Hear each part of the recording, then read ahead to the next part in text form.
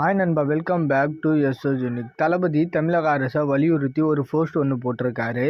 அதாவது சட்டமன்றத்தில் தமிழ் தாய் வாழ்த்த ஆரம்பத்திலையும் தேசிய கீதத்தை எண்டில் பாடுறது ஒரு மரபு. ஸோ அதை கட்டாயமாக பாடினே ஆகணும். அண்ட் ஒன்றிய அரசால் நியமிக்கப்படும் ஆளுநர் யாராக இருந்தாலும் தமிழக சட்டமன்ற மரபை காக்கும் நடவடிக்கைகளை பின்பற்றியே ஆக வேண்டும். ஸோ ஒவ்வொரு தடவை சட்டமன்றம் கூடும்போது அது தொடர்பாகவே ஆளுநருக்கும் அரசுக்கும் சண்டை போயிட்டு இருக்கு. ஸோ இது ஜனநாயக நல்லது இல்ல. மக்கள் பிரச்சனையை தான் அங்க பேசணும். அண்ட் அதே மாதிரி சட்டமன்றத்தோட நேரடி ஒளிபரப்பை நிறுத்துவதை ஏற்றுக்கொள்ள முடியாது. சட்டமன்றத்தில் ஆளுங்கட்சிக்கும் எதிர்கட்சிக்கும் நடக்கும் விவாதங்களை மக்கள் நேரடியாக பார்க்க வேண்டும். சோ லைவ் டெலிகாஸ்ட நிறுத்தாம பண்ணுங்க அப்படின்ற மாதிரி தமிழக அரசை வலியுறுத்தி இந்த ஒரு ட்வீட்டை போட்டிருக்காரு. அண்ட் இது தொடர்பா தமிழக அரசு என்ன முடிவு எடுக்கிறாங்கன்னு சொல்லிட்டு வெயிட் பண்ணி பார்க்கலாம். அண்ட் ரீசெண்டா தான் அண்ணா யூனிவர்சிட்டி இஷ்யூ சம்பந்தமா தளபதி ஆளுநரெல்லாம் மீட் பண்ணாரு. ஸோ இப்போ அதே ஆளுநரையும் தமிழக அரசையும் கடுமையா விமர்சிச்சு ஒரு ட்வீட் ஒன்று போட்டிருக்காரு. அண்ட் ரீசெண்டா தொடர்ந்து தமிழக அரசுக்கும் அண்ட் ஆளுநருக்கும் நிறைய வாக்குவாதங்கள் போயிட்டே இருக்கு. ஸோ முதல்வர் ஸ்டாலின் அவர்களே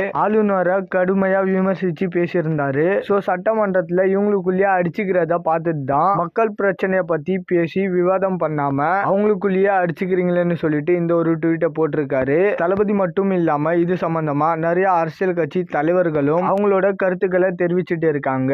சோ இதுக்கப்புறமாவது சட்டமன்றத்துல மக்கள் பிரச்சனையை பேசுறாங்களான்னு சொல்லிட்டு வெயிட் பண்ணி பார்க்கலாம். ஓகே நண்பா, இந்த மாதிரி தளபதி பத்தின அப்டேட் தெரிஞ்சுக்காம மறக்காம எஸ்எஸ் யூனிக் சேனலை சப்ஸ்கிரைப் பண்ணி சப்போர்ட் பண்ணுங்க. அண்ட் என்னோட இன்ஸ்டாகிராம் ஐடியை நீங்க ஃபாலோ பண்ணலன்னா மறக்காம ஃபாலோ பண்ணி சப்போர்ட் பண்ணுங்க. டிஸ்கிரிப்ஷன்ல லிங்க் இருக்கு. இதோட வீடியோ முடிச்சுக்கிறேன். ஓகே, பாய்.